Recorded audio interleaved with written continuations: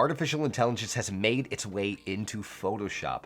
I'm sure you've heard about it. A lot of content creators and designers online are sharing their reactions and the amazing capabilities of this new tool. In this video, I want to show you how to get started with generative AI in Photoshop, and I also want to explore a little bit with you as well. Toward the end of the video, we're going to talk about what impact this has on us as designers and what this does to the idea of photoshopping something. Very first thing we have to talk about is where to find this version of Photoshop. This is available in beta apps. You'll find that in your iCloud downloads and under apps. And when you go down, click on beta apps, and what you'll see is Photoshop in brackets beta. And this looks a little bit different. It's not like the blue Photoshop icon. This one instead is white and it has some grid lines on it, almost like it's a work in progress. When you have this Photoshop open, it actually looks just like any other kind of Photoshop that you have experienced before, if you're experienced in Photoshop. What I want to do is just bring in some images here. I've gone ahead and downloaded some images on Unsplash, which is a free stock photography website. Definitely go check that out. I left the link in the bio. I have an image here. It's a beautiful landscape, and we can go ahead and start playing with this thing. And what I want to start off with first is just some real simple tasks that I think Photoshop should be able to accomplish. So I'll choose my selection tool and I'll select this area here. And that's where you want to get started. You want to start selecting areas of it, and you know something is selected when you see those marching ants. And then below it, you'll see Generative Fill. Let's go ahead and put cruise ship, hit generate. And this could take some time. It's almost like saving a very, very large Photoshop file.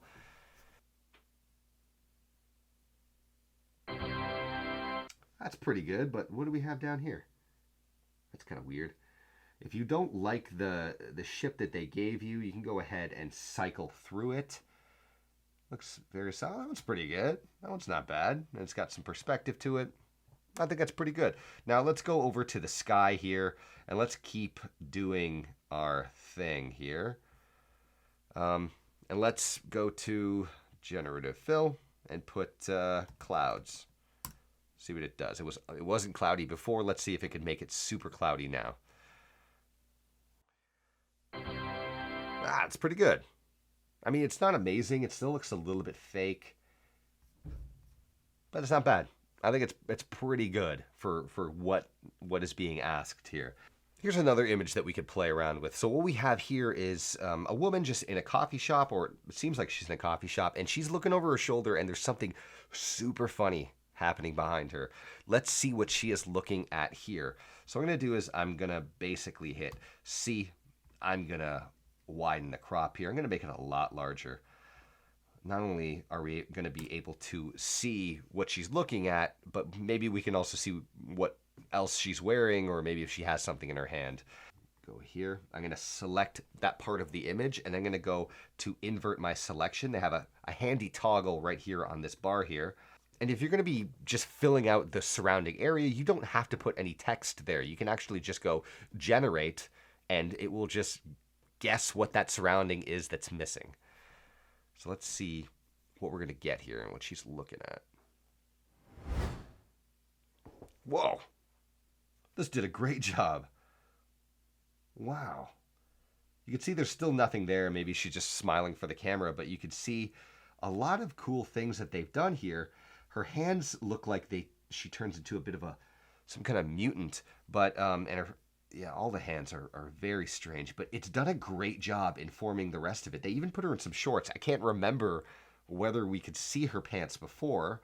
We weren't able to, but they put her in jean shorts, which is pretty cool. Let's take this one step further, and let's go ahead and just select this area here. And then with Generative Fill, put clown. So she's maybe looking at a clown and laughing at what the clown is doing. I think that would really tell the story here. Maybe that would be helpful. Ugh. Jesus, that is freaky, man. That is frightening. I don't like this. Let's see what else they have here, because when you do insert something, maybe you can go ahead and cycle through and see what else is available. Oh, Lord.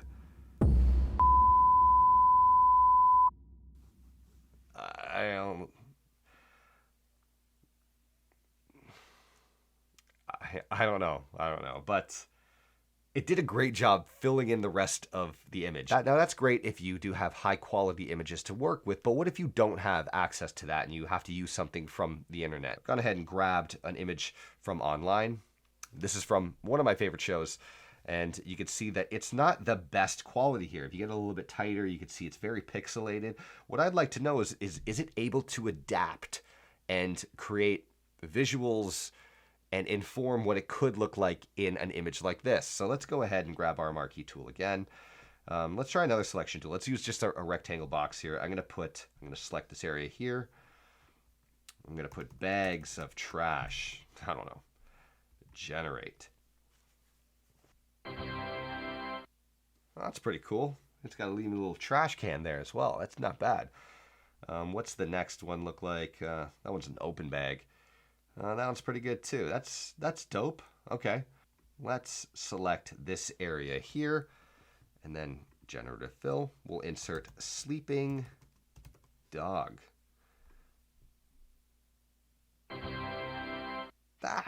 That's pretty good. Get a little bit tighter. You can see it's adapted the pixels as well. That's pretty good. Let's see what other dogs they have. That dog's not sleeping, whatever. That's a very good dog. Very interesting.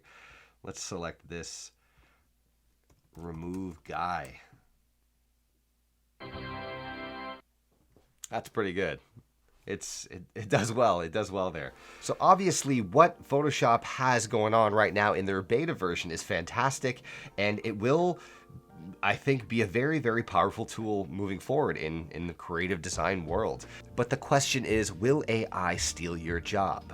No. This will allow us to speed up our job, but you can see through some of the examples that we put together here that you still need a level of expertise in Photoshop to be able to make this look real or even good. We should be adopting all this AI technology, and don't be scared of it. I'm a firm believer that AI is not going to be taking your job. Instead, the person who adopts AI will be taking your job. So I would say that this is definitely something that is very advantageous for us as designers, and I encourage everybody to dive into it and play around with it to see how it could work within your process. I hope you liked this video. Please leave a comment if there was anything that I did forget. Like and subscribe if you can, and I'll see you in the next video. Stay creative, y'all. Bye.